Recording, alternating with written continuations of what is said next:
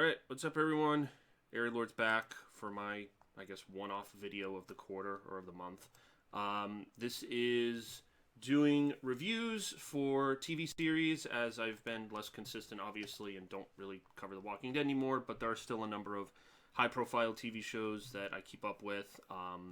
Last time I did one of these was for the second season of The Last of Us, which is another video game adaptation, and I also did this for the first season of Fallout, so it was only customary that I did it in a similar format where I take the video game footage from my old playthroughs, layer it over this, and we get into the discussion. So, similarly with those reviews, we have Blast from the Past, pdaaaawg from his YouTube channel, which has been dormant for quite some time, but he is here on this channel for a review of the second season of Fallout. Yes, we're back again. This is basically all this channel is at this point. It's random gameplay footage and reviews of video game talk shows, video game TV shows. Yes. That is basically it. And the occasional football video, which was the last video that was on my channel about the Patriots. So, anyway. Yeah, so we'll just jump right into it. So, I think collectively, and you can watch our first season review to attest, that we were both big fans of the first season of Fallout. Now, I'm going to say, because I always give you shit for this, but I will say, and I'll have documented footage for this, that pdaaaawg actually pitched this idea to me when we were playing like Call of Duty or something way back in like 2012, 2013, early days of knowing each other. He had said to me, wouldn't it be cool if there was a Fallout-based TV show? Like, you know, because this is when Game of Thrones was starting to catch traction, Walking Dead was starting to catch traction. He's like, oh, you know what? Fallout would be really good with that format. And I'm like, yeah, like, you know, we're both writers. It's like, oh, you want to write a script for it? And Todd Howard and Jonathan Nolan beat you to the punch. So I'm telling you, that call was wired. They definitely were listening in on that call, and they were like, you know what? That 16-year-old Irish kid's got a good idea. We're going to start making that right now. So here we are. But thankfully, it has actually came to fruition. It is basically what I was imagining it would be, because you just mentioned that Game of Thrones comparison. I did mention in season one how I thought it was a bit kind of...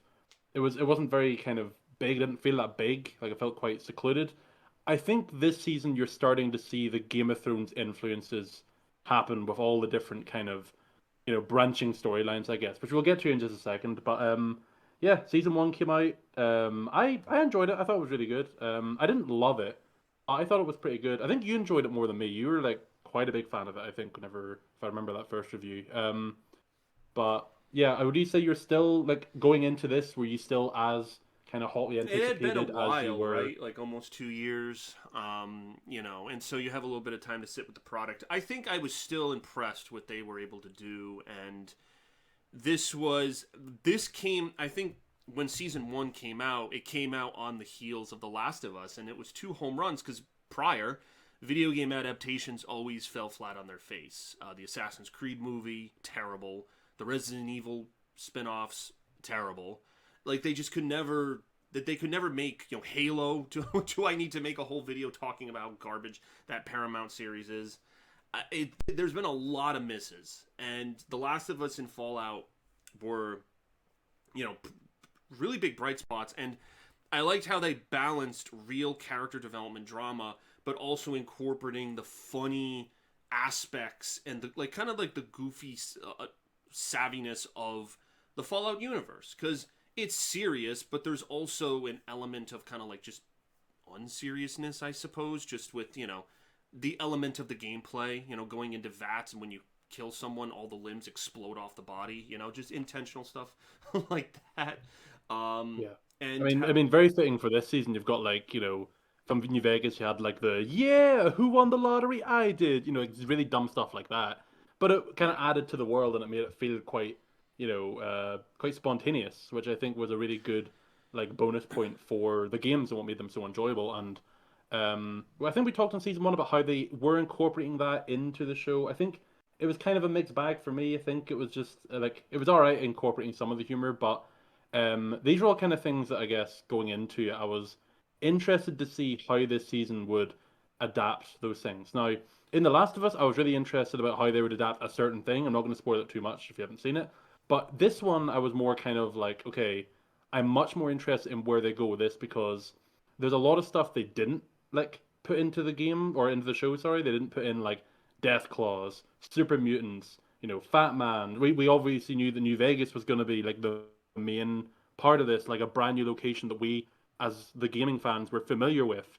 And I was really curious going into the season how they were going to deal with a lot of these kind of fan favorite things because you kind of knew the Deathclaw was coming because you saw the skull at the end of the first season. You knew it was New Vegas.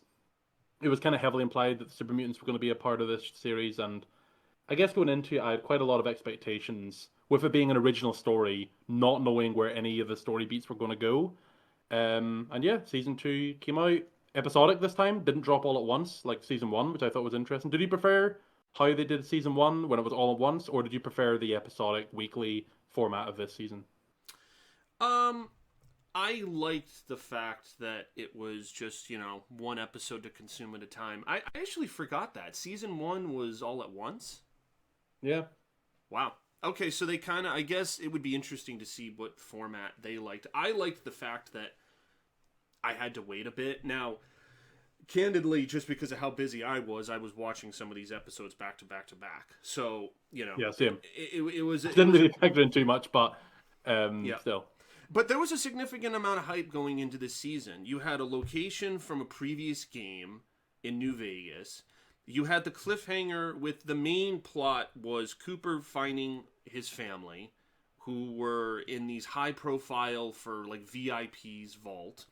And then much of the plot is around the cold fusion, the device that was developed by the Enclave, which will be a discussion point later in this video. But the Brotherhood comes into contact with, and it passes ownership, and through different owners, you figure out what the true purpose of this thing was. And there's a lot of flashback reconstructing the story through some of these flashbacks, because especially with, and again, spoilers for season one, but I'm assuming if you're watching a season two review, you've already watched season one. But Cooper's wife, the moment where she talks about dropping the bombs themselves, it's like, holy shit, this woman's kind of evil and messed up and crazy. Like, she's talking about nuking her own country. Like, what the F? And there is actually a flashback scene between Cooper and his wife where he's like, I was waiting for this scene where he confronts her. Like, what's up with that? And, you get a little bit of the backstory about, how that actually came to be. But those focal points of the cold fusion and where is Cooper's family, and then where is Lucy's family in the form of her dad, and some of the research he's doing that connects to the cold fusion. So those are our pillars going into this season. Now, how did you like how it evolved? Like, you've got adventures with Lucy and Cooper and the dog, which feels very like that felt the most Fallout-esque, where yes, it's your character and you've got a sidekick and a companion and you're kicking ass through the wasteland. That was, for me, that was always the one I looked forward to. The one with Maximus, I felt a little bit like they were spinning their wheels. Like, I was trying to figure out what Maximus's character was trying to do. Like, he was put into this position of leadership, in a sense, in the Brotherhood, and there's other situations happening in the Brotherhood, but he doesn't influence those. They happen around him. And this is something I'm guilty of sometimes when I do my stories, as Pete can attest to, being a prominent reader of my writing, is that I'll have a character in a situation, and there's a lot of world building and things happening to them.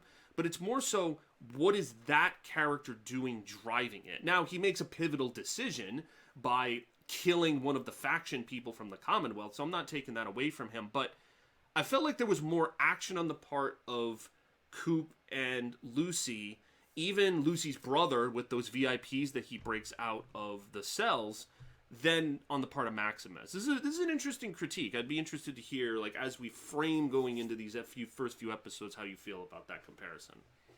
I am in complete agreement. That was actually going to be one of the points I was going to mention, was I felt like for some parts of the story, it was, I think, like with the ghoul, for example, with Coop slash the ghoul. One of the key things for him is that he is very decisive in his actions. Like a lot of the things that happen in the story are because of stuff that he did, especially in the flashbacks, which obviously we'll get to in like some of the more spoilery sections. But in particular, he felt very involved in his own story. Whereas I agree, if it's almost like Maximus is like a passenger to his own plot, and you're kind of like, I don't really care. Like I remember in season one, I think I said Maximus was my least favorite character of like the three main ones, and I hate to say like he hasn't really changed my opinion of him in that sense. Like I don't really think like his story with like the Brotherhood, essentially like the Brotherhood is still the main elder. He basically wants to unite all the different kind of factions of the Brotherhood together. And like Maximus is obviously like, oh, we don't want to kind of rock the boat or anything. They still want to kind of align things together. And then, as you say, there was that scene where, the other Brotherhood of Steel member from the Commonwealth, interestingly as well. That's probably something, probably planting the seeds for something there. He basically like that moment where he kills them is basically like the only real like thing he did in his story that really drove something. And obviously, you find out kind of how that affected the Brotherhood later on.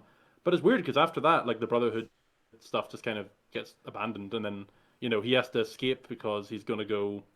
We're going to be quite spoiler heavy in this, I I would was say, because interested in the politics of what a Brotherhood civil war or like what that would look like, and they didn't go into it a lot, right? Like the like the Brotherhood stuff, it was just like they're just one player at the table.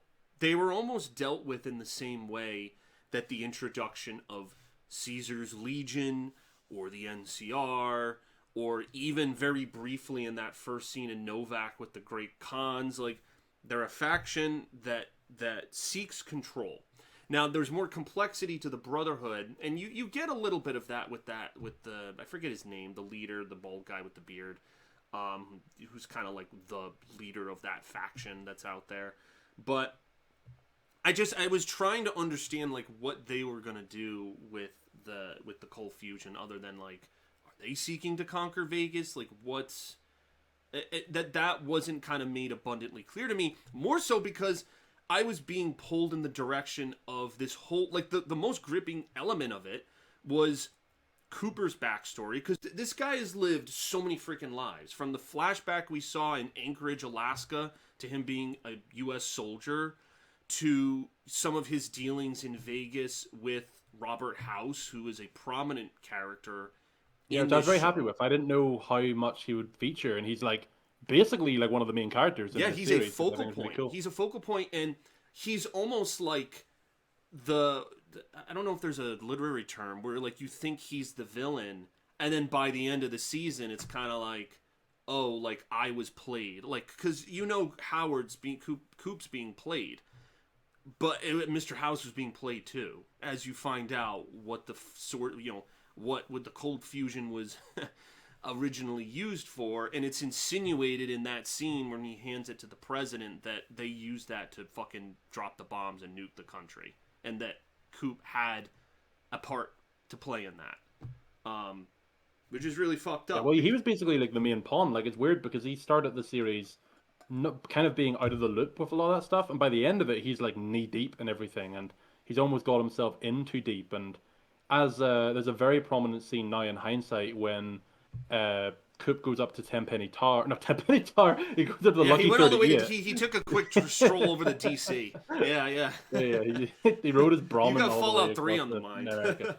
Yeah, yeah. Anytime I think of a big tower in Fallout, I just think of Tenpenny. But anyway, he goes to the Lucky 38, like Lucky penthouse 38. suite, Yeah. and that's where obviously human Mr. House is there, and he has that scene where he's like, I don't think you're a, I think he says a cowboy or something. I don't think you're a cowboy.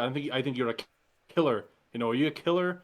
And like he's obviously kind of foreshadowing that Coop is going to basically be the one to, lead to this whole downfall thing. It's crazy, but there was a lot of flashbacks. There was probably more flashbacks in this series than the last series, which I think is an interesting thing for the writers to do because yeah, I kind of understand this is where they're going. I'm starting to see where the TV show is diverting from the games, because in the games, the only real indication you know what's happened to the wasteland is basically just through like journals and like, computers, and you don't really see in like audio tapes. You don't really hear too much of, the pre-war Earth. Whereas this show is doing a lot to develop those through lines and talking about how different people in all these different companies brought about the end of the world. In the game, they didn't really care too much about that. It was more just about the present. That's a perfect But point. Yeah. I'm interested to see like how that develops and things. Yeah, that I think you mentioned earlier, like if I still liked the show and like the fact that I really liked the first season of Fallout. And I think you hit the nail on the head that incorporating the world before the bombs fell, because New Vegas and Fallout 3 didn't do that. Fallout 4 briefly did that because you Yeah, actually start beforehand, and some of like the fact that you do start beforehand, they actually start playing with this concept of these VIPs, like people that were preserved for other purposes, which is the plot with Fallout 4 with the Institute.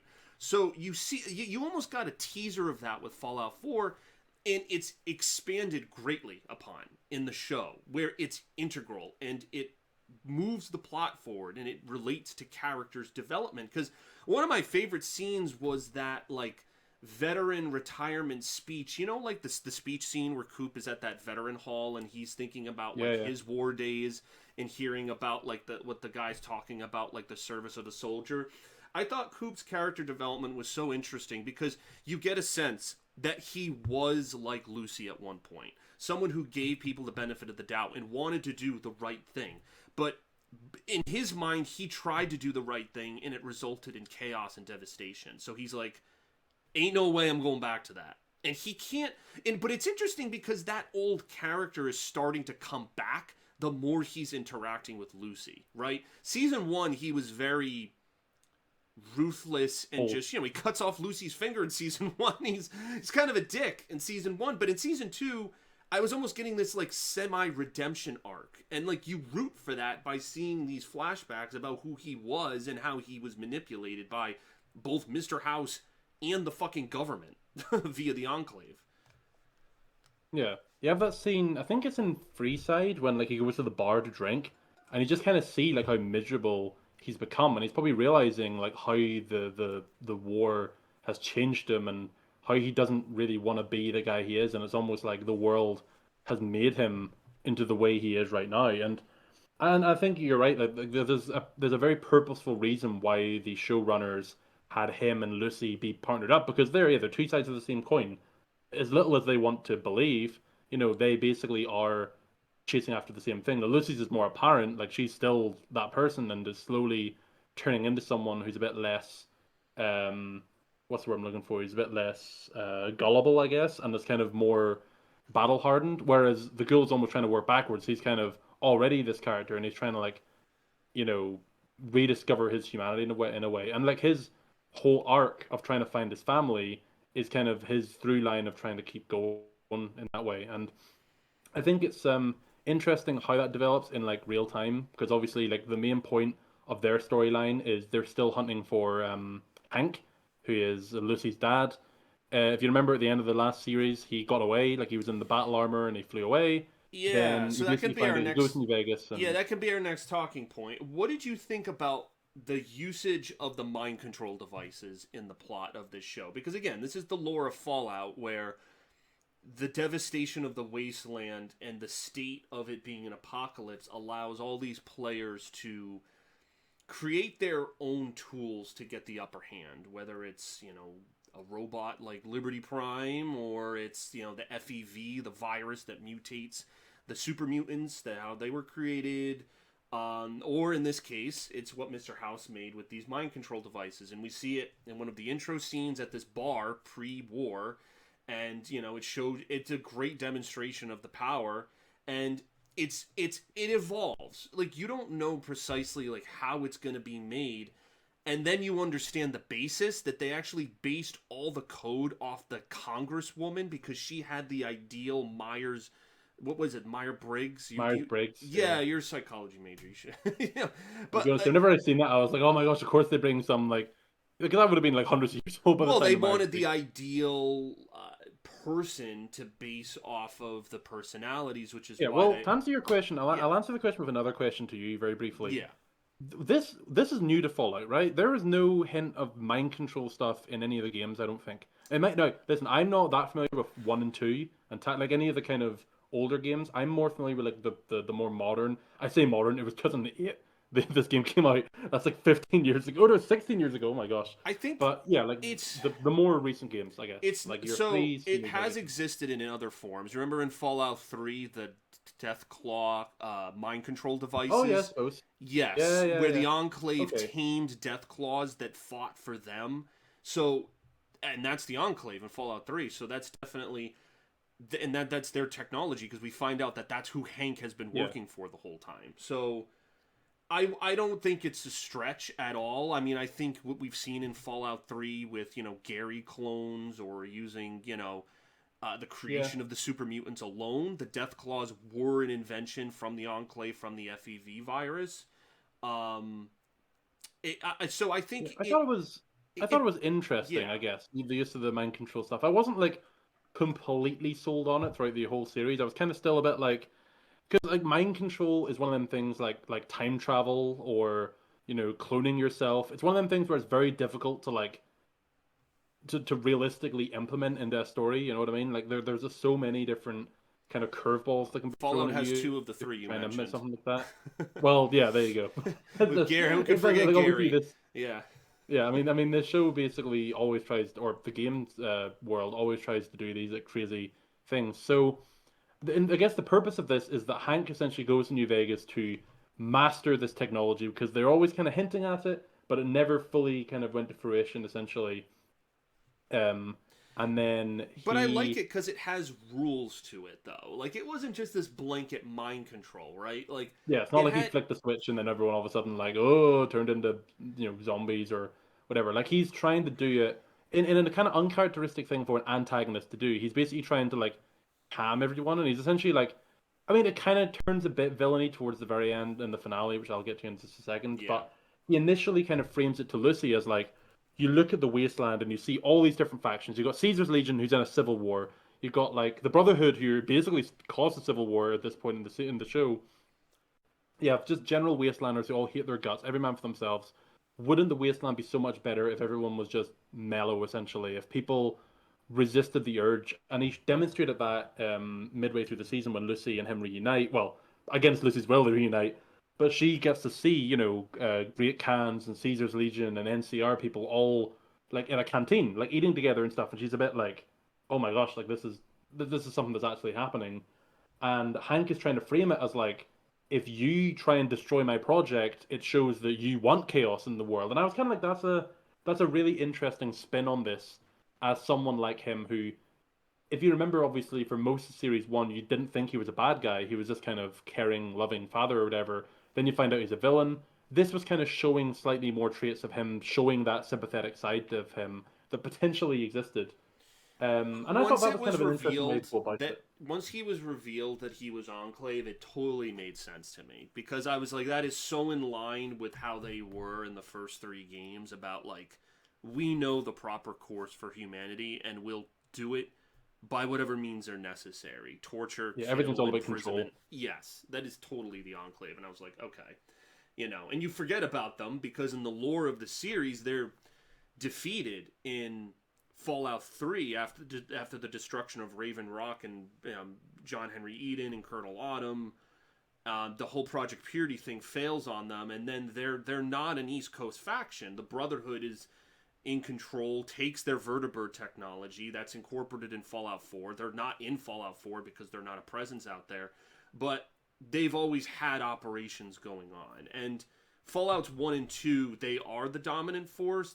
I think I was telling you, they have like, it's this whole thing with, they have this oil rig that's their main base, like after the war had ended. After the events of Fallout 1, you like destroy the oil rig, so it looks like their new base is in the Colorado mountains, which it seems to be where Yeah, season Cooper's 3. wife and Yeah. daughter are. It seemed after we see that they're not in the cryo chambers when he tries to find them. So, Yeah, um, I guess that's kind of the wrap up. I guess we might as well, while we're doing this, we might as well wrap up kind of where these storylines went in the finale. So basically, uh, so Coop goes back to Lucky 38.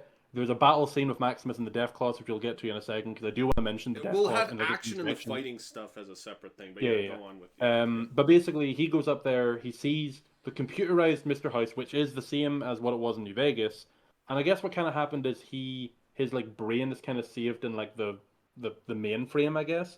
Now this is where I kind of was a bit interested in. Now I want to get your take on this. Now, this is genuinely, I haven't done like a huge amount of research into this, so maybe there is something I'm missing. But obviously, in the events of New Vegas, when you killed the host, Mr. House, he kind of went offline essentially.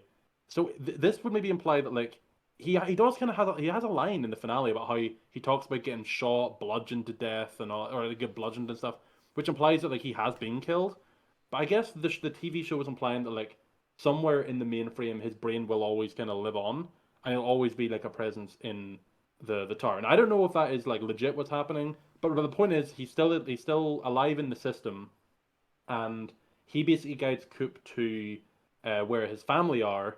And obviously, and I'll be honest with you, I'm assuming you also thought, I was like, there's no way his family's going to be in these pods. Like, there's no No. way at the end of season 2 they're not going to be there. And you know what annoyed me as well? Heist had a line just before that where he said, what if your family isn't there?" I was like, why do you have to say that? Like that just made it so obvious that they're not going to be in the Yeah, pods. well, he was Just let us toying see with it. him kind of the Yeah. whole time. Uh, To answer your Mr. House question, the implication with the Securitron that was dead on the steps shows that there was a scuffle and a confrontation, which is, if we're following the lore, is the courier.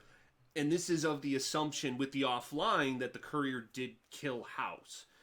yeah. This version of House is like John Henry Eden, where it's Yeah, only that's what I was thinking. powered by the cold fusion. It's only powered by the device. It's an AI, like John Henry Hmm. Eden. That version in New Vegas was the actual Mr. House, because his body, if you remember, you can go break his body out of the chamber Yeah, yeah. early, and you actually see the chamber. Actually, you don't see to where his body is. You see the chamber where the cold fusion is. Actually, Yeah, yeah. You know um, what I thought was actually really cool as well, just in that scene? Which I really wish they did this in the game. This is one of these things where I thought, like, that would have been so good in the game. The fact that, like, he gives him a Pip-Boy that has Mr. House on the Pip-Boy. And I was like, wouldn't that have been... Like, why didn't that they is do a that in the show? massive missed opportunity, because Yeah. there is the only if you follow the house always wins. Yeah, yeah, he's in a Securitron. He's in one of those robot things. Yeah. Yeah. Whereas, like, yeah, if you had him on the pit, like, that, I thought it was such a smart idea. And essentially, yeah, Mr. House guides Coop to his family. Family's not there, but there is a postcard that says, like, you know, Colorado was a good idea. And Coop, like, immediately kind of knows, oh, my family's still alive. I know for the purpose of the show, you always needed to say that to, you know, prove that they're alive, and to have him look after something. I still think, like, a big thing I've seen people talking about online was, like, couldn't, like, why didn't they could have done that before they were put in the pause and stuff. Like the presence of that being there doesn't guarantee that it was written after they got frozen out. But either way, that's obviously there because the showrunners want the audience to know that the family is still out there. And as you say, he goes to Colorado with Dogmeat. A little disappointed he went by himself, because I would have liked to have seen him continue the you know, the Lucy and Well, you Maximus have storyline, to but obviously what's imagine. happening. You have to imagine that the plot is going to push everyone towards what the Enclave is planning. Now, Yeah. I guess let's have that for our last topic. For our second to last topic, I wanted to talk about the action, because it started out with Novak against the Great Khans, where Lucy just can't fucking shoot the rifle to break the thing, where Coop's being... I did not realize how much damage the ghoul bodies can take. If Coop gets impaled, choked out, stung by a He must rad be like scorpion. a reaver. What was it called? Like the highest level feral Yeah, ghoul? he must be a Must have one of reaver, them or on. like he's not a glowing one, but he must be like a reaver or some shit, because he just takes so much fucking damage and he's just like invincible. It's hilarious. But the action was great. I mean, you mentioned the Deathclaw fight scene where Maximus goes in the NCR power armor. Like, it was so entertaining. Like him, like with the blade, and that's got to be something in Fallout 5 to have like a dual wield with like a gun and the blade. Like I was almost getting Yeah, like some some like, Bioshock. well, Bioshock 3. yes, I mean, but like the implementing it into Fallout itself. But I was just saying, like, man, I can see this as a level in the game to fight the swarm of Deathclaws, or to fight these factions, or to maybe you have to sneak, like when they Coop sets up the rescues Lucy and like pits the Legion against each other. Like maybe he has to like sneak into the camp and plant something, or like I saw everything from the perspective of like I can see myself playing the mission. Even when Lucy's on fucking drugs, I can see myself just like spam it, eat everything. Yes. Oh, Yeah, I love the Vats Easter egg when she like really slow mo like shoots one of the king ghouls. Like king is in the king's like club, not a like yes, basketball goal. yes. But yeah, like she shoots one Which and it that's goes like sad that slow that's the mo and you fate of the follow the bullet, and I'm kings. like, yes, That all the kings turned into fucking ghoul. That's sad I know, because they but do show you the fate of some of the stuff from New Vegas, and I'm like, oh well, that's sad yeah, that. poor guys. But yeah, I thought the action was really good. I like some of the like big battle sequences that happened. There wasn't like any massive like battle set piece in this one compared to It was pretty much just you like know the like the Deathclaw fight outside the yeah, Lucky which 38. which I was kind of you said you really enjoyed it. I was enjoying what I was watching, but in the back of my mind I was having a bit of a mixed signal behind it because the first time you see a Deathclaw, it's in like the snow thing and it rips apart like all these troops. And then like the next time you see it, there's one outside the Lucky 38. The first time they go when it's the Ghoul and Lucy, and they basically just run away. Like the Ghoul's literally like flipping run for your life, like get the hell out of here. And then obviously Maximus has like the NCR power armor, which is really cool. And I understand like him blitzing through like a few of them while the power armor is still like really strong. But there came a point when like he was literally like slicing the arms off them, and they just die. And I was like, I wish it was that easy to kill Deathclaws in the game. Yeah, Like it so just seemed but we like have the perspective as the player. Like, how do you?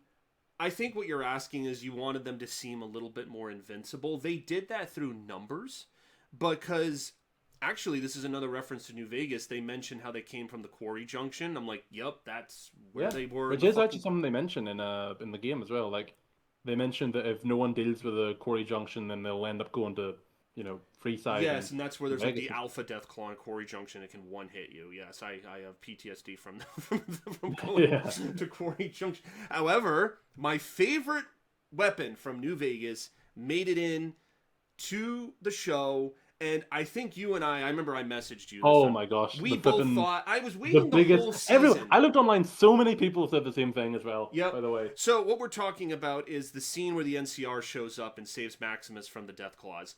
The guy who has the anti-material rifle. That is my favorite gun from that game because it's so overpowered. It's like a 50 cal essentially, yeah, it's and disgusting. there's a close-up shot on an NCR Ranger. Now he looks identical to the character that's on the Fallout New Vegas It was video game intentional. It definitely was box. intentional. And exactly. And there is a question of like what happened to Courier 6, the main character of the New Vegas video game. Keep in mind these events happened 15 years after the events of the game. So the fact that New Vegas doesn't exactly have leadership, but Freeside's still around and the Kings are irradiated. You see the aftermath with Caesar's Legion, where Caesar died, and then there's a schism between two different Caesars. The NCR doesn't seem to be at its full power. In one of the credit sequences, you see Camp McLaren is just overrun. And some people were mad. We're like, oh, all that time I spent with the NCR and Camp McLaren's just fucked. It's like, okay, well, like, they couldn't give I justice think to. in a case like that, like you need to have like you can't have you need to basically have everybody lose at this point. Like the implication, I guess, is that the courier did all that stuff and then basically was like, my work here is done, or he maybe got like maybe he realized that like the stuff wasn't working out for him and he kind of left. And let's be honest, me and you were I remember at the end of the season one review, we were kind of like fan casting like the courier and wouldn't it be so It cool if still there's could a have been Aaron cameo? He Paul showed under up. that armor. It I'm should have just been Aaron saying. Paul. It It still should could have been have Aaron been. Paul. Yeah, I'm still holding on hope he's going to be there. But no, but basically, like, if you think about it realistically, the showrunners cannot put any sort of player character in a TV show because, like, you can't canonize a open RPG character. You know what I mean? Like, you can't canonize someone that like is so different depending on the player, essentially. So, I understand why they didn't put it in, but yeah. But sorry, my original point was that you basically seen, as you pointed out, like all these factions are basically suffering. Like the NCR were kind of struggling. Obviously, at the end of the show, you kind of seen that they got reinvigorated a bit. It's implying that they are going to try and restore order to New Vegas. While Caesar's Legion at the end of the show, they basically want to march on to New Vegas, with Macaulay Culkin as the new leader, essentially. Um, and you've got these two factions basically fighting again. I also seen the criticism that you've seen where, and I can kind of see it where people are like, we're back to square one. It's the NCR and Caesar's Legion fighting over Vegas. It's like the game never happened. But at the same time, at this point, I'm starting Well, to that understand resolved like they're trying to Hoover divert away Dam. from the game. Let's be clear, that was about Hoover Dam. This is Vegas itself. So I just want to because Yeah, but it's still but like the core point of like the NCR new and the Caesar fighting, and like a battle that never ends, basically. But But maybe that's the again, point of the Wasteland because we see that with the Brotherhood and the Enclave. We see that with other. I don't think there's never a resolution in the Wasteland, right? I think the courier probably just left. Like you said, he probably said my work here is done and left. And some people thought that the dead Securitron Mark II that was near Mr. House yeah, was I know what actually you're gonna say. Yes Man. Like that Mm. was like that his programming had run out or he turned himself offline or because in the I don't know if you remember the final scene like the closing credits of season 1 we see a teaser scene to New Vegas where those robots are on the ground wrecked and the gates are opened and that's where the death claws got in. So there's a sense that they had control but they lost control and now it's up for grabs again. So I guess another thing we're talking about kind of general Fallout observations now. I actually just want to say, as like taking a step back, I really like how New Vegas looked in the show. yeah. I thought Freeside looked amazing. I thought the New Vegas Strip looked fantastic, both pre and post war. Um, the Death Claws, I actually did. I was quite impressed with them. I think they looked a little CG in some cases, but I do think they were still quite menacing. But can I point out my favorite thing Fallout? I think you know what I'm going to say here. My favorite Fallout thing that got brought in that I really enjoyed. It was only for one scene, but I was like, I think because it was only one scene, it was like a cherry on top of a muffin. I was just like, that was the best part of like, in my opinion, it was my favorite scene of the whole series. It was when the ghoul he gets impaled and he gets rescued by a super mutant, and we haven't seen a super mutant in the show before or since this scene, essentially. Yeah. And the super mutant basically talks, and it's the first time we get a big deep dive into the Enclave. And this super mutant basically talks about how him and the ghoul are both freaks, and the Enclave are like the real bad guys of like this whole world. And obviously, Coop just kind of cares about his family and stuff. And the super mutant's basically like, you need to understand, we're fighting a bigger war here. And the longer it goes on, the series, the more you realize how much he's right. And I thought the super mutant he was in dark quite a lot in the scene, but then you do see his face at one point like crystal clear, and it's really good like effects in my opinion. Yeah, I'm it was pretty Ron sure it's Perlman. kind of like, and it was Ron Perlman, which was the best part. I remember complaining in season one. I was like, I really wanted to You have him know, like it a made me cameo. wish there was more done with the super mutants because I saw the sacks, I saw the camp. I'm like, oh, this is Yeah, super mutant camp, flipping and Thaddeus is turning into a centaur basically. that is Did so you know this? because yeah, that was so funny. Yeah, when his arm came off, yeah, he's turning into those like Yeah, once he did that, I was like, he's turning into a yeah, but centaur like 100%. basically that's like a waddling fucking. Those things are subservient to super mutants. I was like, oh Yeah. god. But I'm curious though about your take on this. I think the Ron Perlman character is going to be quite important for the show. I could see him coming back, and I could see him being like, because I think like that is a really good thing to have. Like have almost like what do you call the super mutant that was in Fallout 4?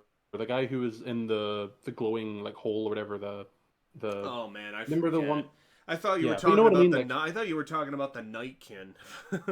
no, no, no. The super mutant he kind of goes into hiding, and he's really really knowledgeable and smart and stuff. And super mutants are like that. Like they're not all kind of bumbling idiots. Some of them are like genuinely like smart, intelligent, you know, beings. And I think like this character was really really he had this really prominent scene. I would love to see more of it. I really hope that's not just a one off, but I guess we will see. But that was my favorite like new Fallout thing that got brought into this show. We also saw Rad Scorpions for the first time quite early on, like episode one, I think, or episode two. We saw Rad Scorpions. They were pretty cool. We obviously saw more rad roaches and stuff. And yeah, in general, I just thought like a lot of the stuff that they brought into the show, I thought was really impressive and looked visually awesome. I don't know what else to say. I just thought it was um really well executed. A lot of the like set design stuff. That was one of my biggest positives for the first series, and I think it might be even better this series. To be honest, I thought it looked amazing. Yeah. The show. You can tell Amazon are putting so much of their budget They're into doing this show. a good job with it. They really are, and that's why like it's quality. It's quality that Oh I yeah, get from it, and they give you enough of the nostalgia, but like you don't have to go like. And Todd Howard toes the line with the lore, and I don't think it was any slap in the face to New Vegas with like the platinum chip and all that stuff. The platinum chip was for Mr. House to regain control of his robot core so he could take yeah, over the Hoover Dam so that he could be in a position of control. The cold fusion is a power source, right? And it powers him and enables him to kind of be that central figure. So you have to distinguish. I think people who don't know enough of that lore are easy to be like, oh, are they retconning Mr. House? And it's like, no, yeah. no, everything One that's other thing yeah. about Mr. House, by the way, sorry, is that do you think this was his like only series? Do you think he will be back at any point? Like you seen at the end of the near the very end of Well, the so episode, yeah, you we'll seen talk like about the him endings. flicker. Yeah, Hmm? yeah. So Yeah. so Lucy and Maximus are together, seemingly in a romantic relationship too. Still not convinced that relationship at all, by the way. I remember complaining in the first series about that. It's still the same in this one. I don't really believe their chemistry. They don't see each It's other. They the just really don't know chemistry each is other. based off of the fact that they're two decent people in a world that's full of evil people. Like I that's guess. like Yeah, but I mean, is everyone that is it? Is that all you need to like have a in this romance? show where everyone is two-faced, duplicitous, has plans, is 200-year-old VPs. Like I don't know. That's the biggest thing in season three. I need to be won over by. If this season it started off with like the Lucy and the Ghoul, and like season three is the two of them is now together, Lucy and they Maximus. Yeah.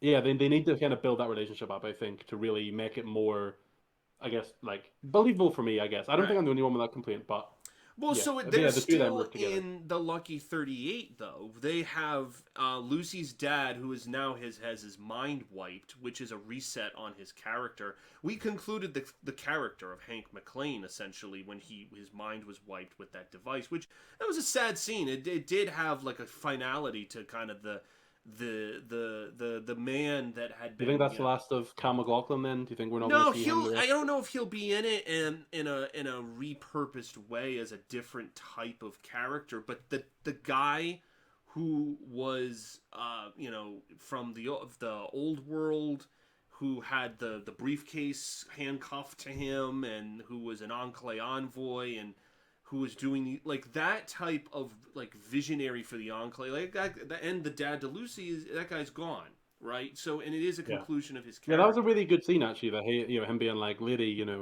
you've got like something on your face. Like, let me." And he's just really kind of innocent. Very, very akin to Cal McLaughlin played a similar character like that in Twin Peaks. If you know, you know. Very Yeah. similar kind of acting style to him. He can really pull it off. I still And yeah, can't it just believe really he was was a. the kid in Blue Velvet. I know, yeah, it's crazy. He's really come a long way. Okay, but can I propose to you? Sorry, this is a slight diversion, but I really just want to throw this in because I don't think I'll get a chance to say this before. I've seen a few things on the internet, and I remember reading this and being like, "Oh, that is a hell of a twist."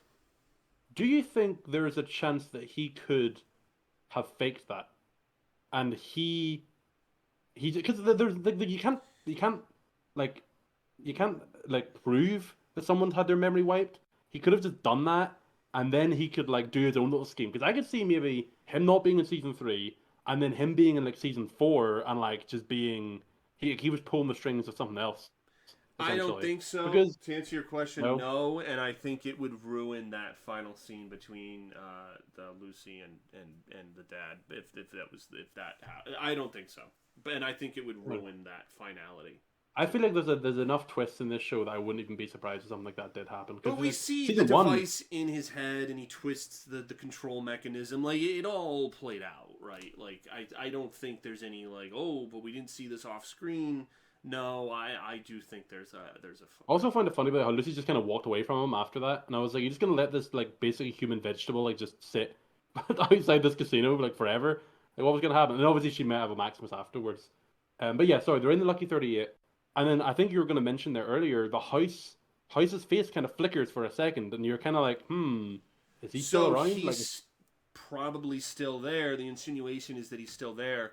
And I get the sense that he's going to work with Lucy and Maximus to bring some type because they don't of know him. balance. They don't know anything about Mr. House. Well, they don't, and it's because that was just Coop's story. And then what I was left with is that they're going to try to bring balance to New Vegas between this NCR Legion war, because that left off on a cliffhanger, and they might need Mr. House's help to do that.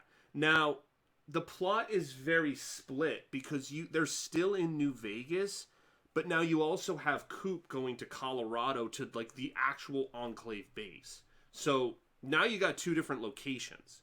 Before, everyone was kind of like going towards Vegas or was around it, other than the stuff in the vault, which we haven't talked about that much. Yeah, which I mean, is probably for good reason, to be honest. But see, that's a byproduct, and something I said at the top of this review, that while there were a lot of things going on, and I, for the most part, enjoyed the flow and the pace and bouncing back and forth, past, future, some of the stuff in the vault wasn't landing with me. Yeah. You know, and that goes for Lucy's brother too. Like, I don't know what the point of that whole story was. Like, I think that could have been so much more interesting. He breaks the VIP. I'll tell you the whole thing in a few seconds. Yeah. He breaks the VIPs out. They go to an abandoned building. The VIPs don't trust him. They knock him out, and then a swarm of fucking rad roaches. Also, missed opportunity to have Cazadors kill them. Just saying. Yes, but yeah, 100%. And then one of the As you know, to be fair, this was in California, not in Nevada. Okay.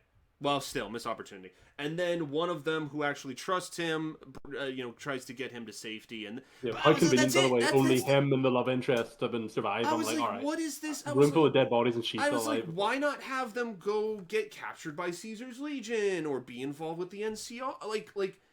Or maybe the Brotherhood stumbles upon. Like, you could have had so many other things, but they just kept them in this silo, and that is what a vault is. At least the Canadian chick, as we find out, she's she's Enclave and is connected to Hank, and she's in it with Hank. So I was like, okay, they're bringing the Enclave overarching control deception to the vault with her. That's fine, but you had these other plot lines where it was like the overseer was trying to limit the rations on the food and water. The whole plot line with like that the incest committee party thing, yeah, it was like such the incest club, I was just meaningless. I was so bored. I was like, so can we just boring. get back to the scenes where Coop is in the past talking to Mr. House and figuring out like what's really going on? Anytime I've seen someone in a vault jumpsuit that wasn't Lucy, I was just kind of like, this is meaningless. Like, because you had the Steph thing, they really expanded on that. Like she was kind of in the show last season, but this season, like, they really expanded on her to the point where I'm thinking, like, the showrunners have big plans for her because they gave a lot of. Well, she did initiate phase 2. There's something she's doing with the Enclave, and like they showed her backstory. Like, she was just killing people left, right, and center in the wasteland. Like, before she got into the vault. Yeah. Obviously, they, as you hinted at there, like, her and Hank get married. So technically, when Lucy was growing up, Hank was living in the same building as his ex-wife, which and is now crazy. that Hank's mind is wiped, she's the only villain who's connected to the Enclave now, other than like other key figures within their operations that we know. So like she's going to be driving that Enclave plot, and there's going. I could also see like if she finds out that Lucy did that stuff to her husband, essentially, that she probably still had feelings for. Like, I can imagine her, because she's got no ties to Lucy. No, but I could see her being like a big villain. Yeah, I could see her being like a big villain and essentially being like, you did this to like the man I loved, and you're roaming around trying to undo the work I'm doing. Like, I could see her potentially becoming like a kind of secret villain, essentially. Like, the longer you stick with her, like, the more she will eventually become like one of the major villains of the show. And I'm kind of curious how that's gonna eventually lead to things happening. But obviously she doesn't know about Hank. Norm doesn't know about Hank, by the way. Norm doesn't know that his dad's like a vegetable now, so I feel kind of bad for him. Like, poor guy, just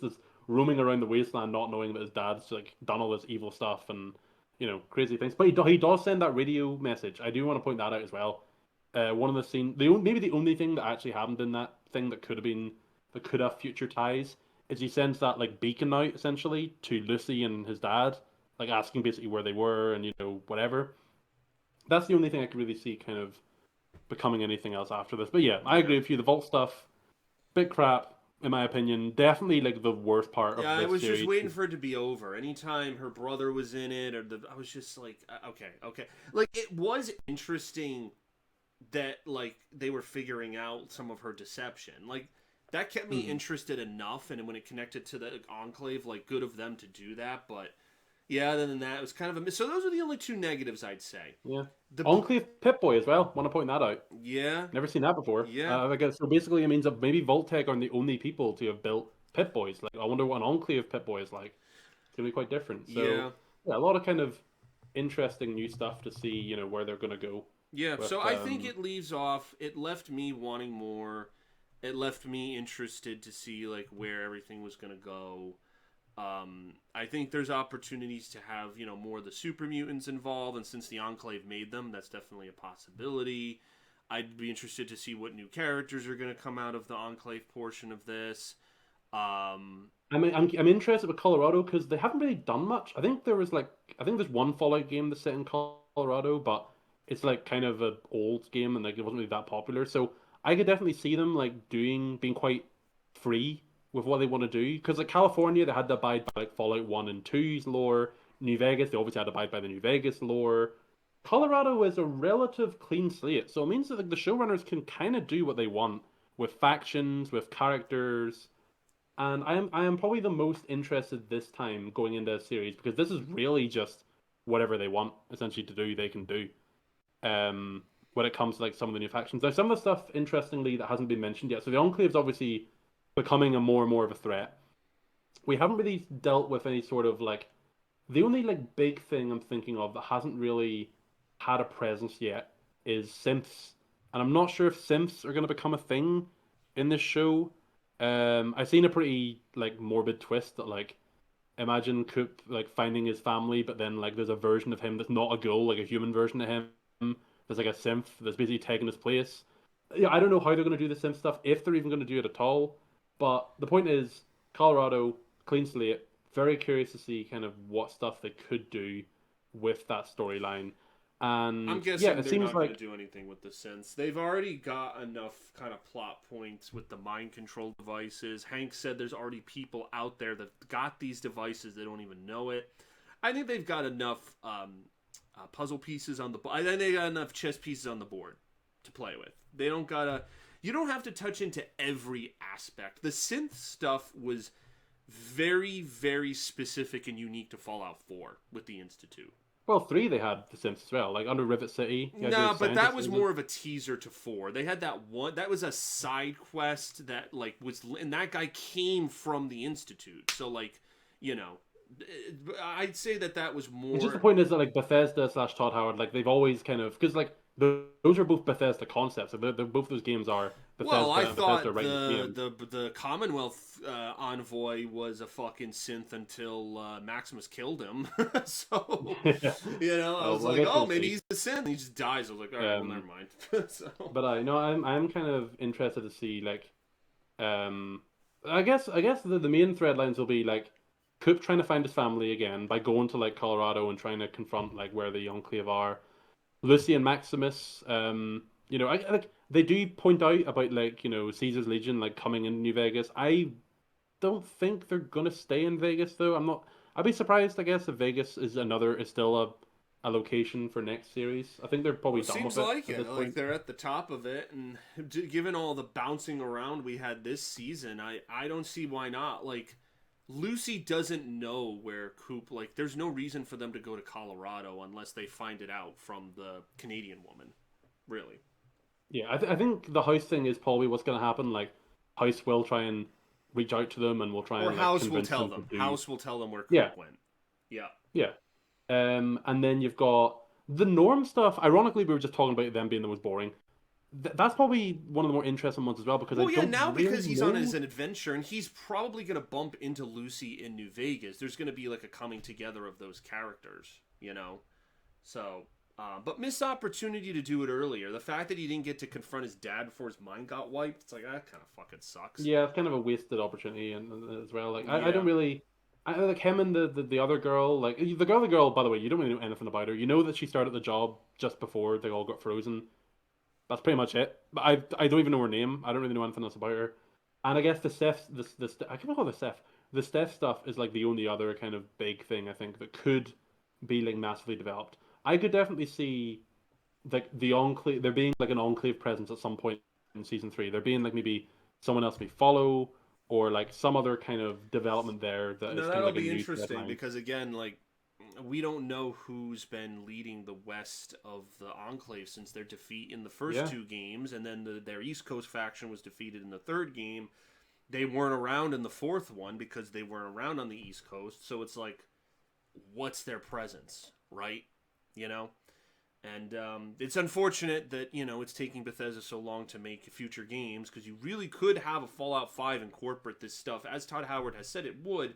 But like, how much of your story do you want to tell before Fallout 5 tells a new story, right? Like, so you're kind of losing the opportunity. Also, Yeah. missed opportunity to not announce a New Vegas remastered game, and I know. I, Oh my gosh. I Yeah. thought that that's what This the will do the Instagram was teasing yeah. all these weeks, and then they were like, "All right, the finale is gonna be." I'm like, "No, nothing." I'm like, "What Yeah, the?" this will date the video a little bit, but yeah, like Bethesda did like a countdown on their flipping, or like the Fallout website, did like a countdown, and it's like a flipping like penthouse tour, like 3D tour, and no one cares about that. Nothing to Wow, do with anything. so amazing. So yeah, very So annoying. But on the so on the topic though of the games taking so long to develop, on the flip side, this TV show was actually, I think one of the producers talked about. It was Jonathan Nolan of all people. He said that um basically they don't want to have this show be like a Game of Thrones where like it takes 100 years for like a series to come out, or not Game of Thrones, like Stranger Things where like it'll take 100 years. They're apparently filming season three in May, like this year already. yeah, So they're trying to get it out like within the next like year and a half, this I is their guess. Like window. This is their window to do it, and they're only yeah, lit for season three. I don't think for anything beyond three is confirmed because when after they only had it as one, and then two and three were greenlit together.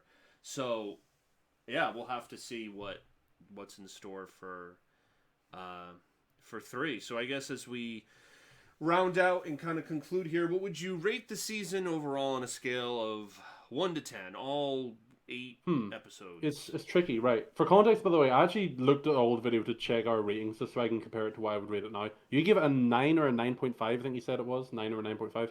I give it an 8.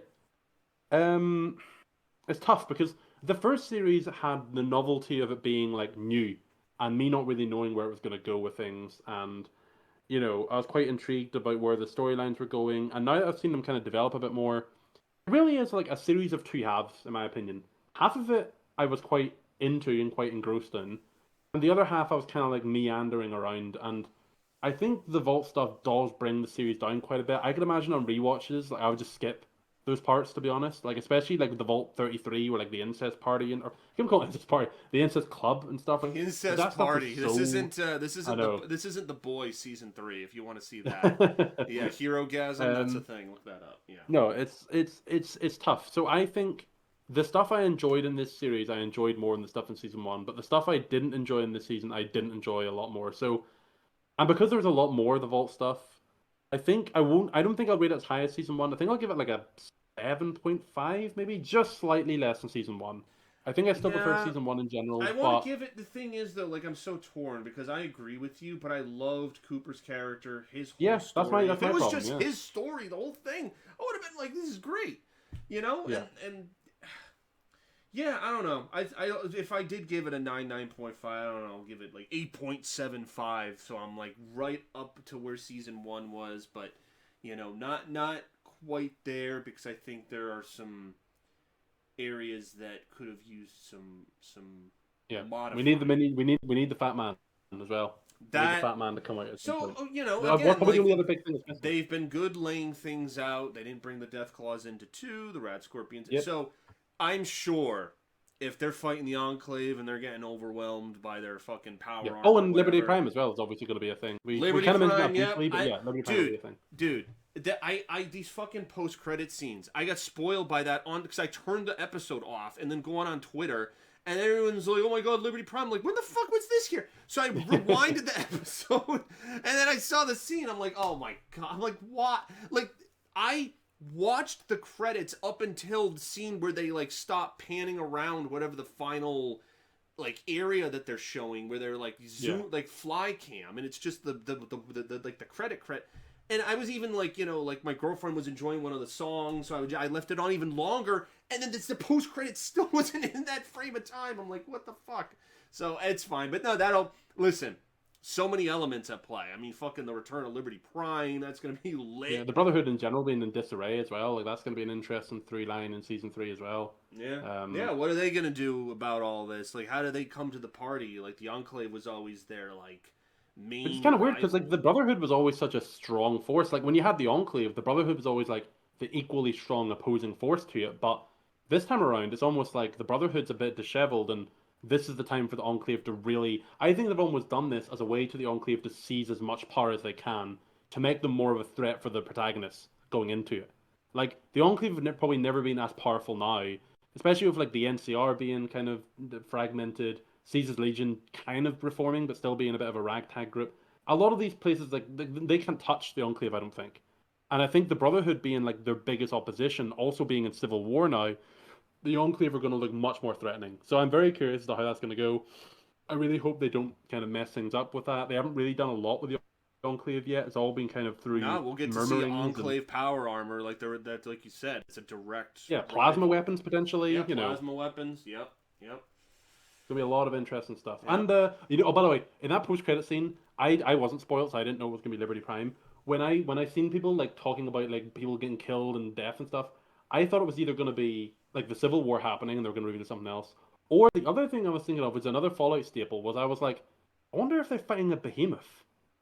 Like I wonder if they're fighting like some big behemoth thing, and that's why they're kind of doing that. But then obviously like that's maybe another thing they want to save for some other time potentially. Yeah, because we haven't had like a giant thing. You don't want to blow all your big guns this early, so there's plenty of Fallout lore things to drop into the show. So, all right, well, another successful review. I guess however many freaking years it'll be until we do season 3. I assume if I've still unless YouTube shuts down, I'll still throw up the old videos just for if nothing else for us. So glad you could do this with me again, and until another last of season 3. Yeah, last of season 3. Last one for The Last of Us, and yeah, crazy. Yeah, or yeah, that's pretty much the only other one, unless we think of something else. So, all right, thanks guys, thanks for joining us, and see you later. Peace. See you later.